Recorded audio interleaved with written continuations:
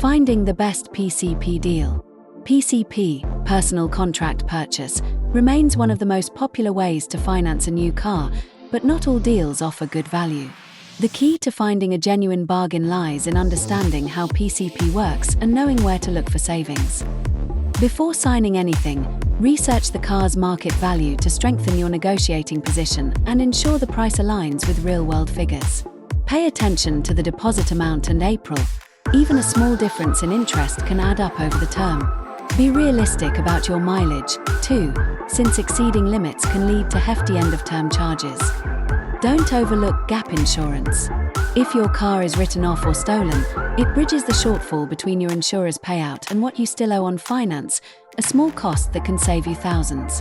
Bottom line, a great PCP deal isn't just about low monthly payments, it's about understanding the full picture, from deposit to balloon payment.